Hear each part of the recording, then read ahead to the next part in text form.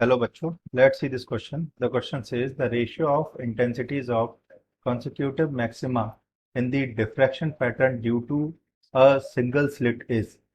The options are 1 is to 4 is to 9, B 1 is to 2 is to 3, C 1 is to 4 upon 9 pi square is to 4 upon 25 pi square, and D 1 is to 1 upon pi square is to 9 upon pi square.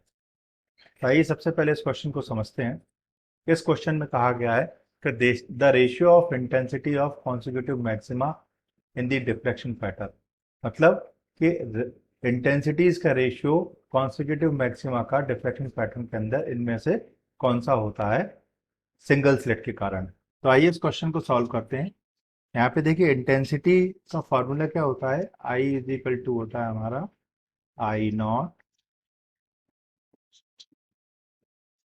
Sign pi by two upon pi by two का whole square. ये intensity का formula होता है हमारा। Okay, अब देखिए यहाँ पे कि for an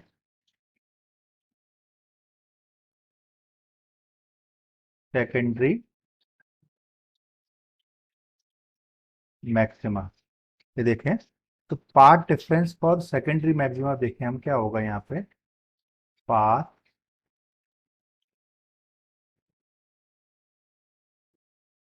difference for secondary maxima, ये होता है हमारा d sine theta is equal to 2n+1 upon 2 into lambda. Okay, तो अब यहाँ से 5/2 की वैल्यू देखें, 5/2 की वैल्यू क्या हो जाएगी, यहाँ पे देखें 5/2 की वैल्यू। तो देखिए फाइव इजिकल टू होता है हमारा, फाइव इजिकल टू होता है पाई इंटू 2 पाई upon lambda into path difference. Okay, तो यहाँ से 5/2 क्या तो हो जाएगा, 5/2 यहाँ से निकालेंगे हम तो ये हो जाएगा 5/2 equal to pi upon lambda into, ये कितना हो जाएगा, ये हो जाएगा डी साइन थीटा।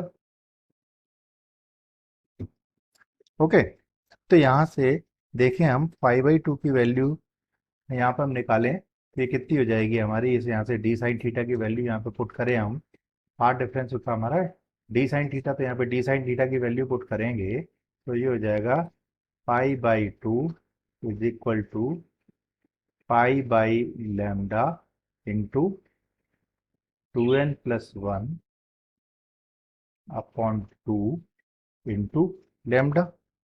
ओके, तो ये लैम्डा से ये लैम्डा यहाँ पे कैंसिल हो गया, तो ये कितना बचेगा, ये बचेगा हमारा pi by two is equal to 2n+1 into पाई/2।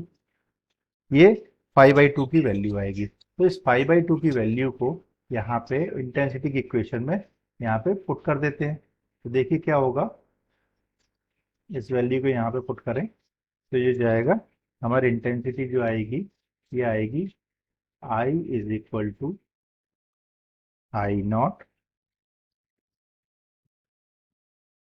Sign pi by two upon pi by two का ये होल स्क्वायर है। तो यहाँ पे अब हम वैल्यू पुट कर रहे हैं, तो हो गया हमारा I is equal to I not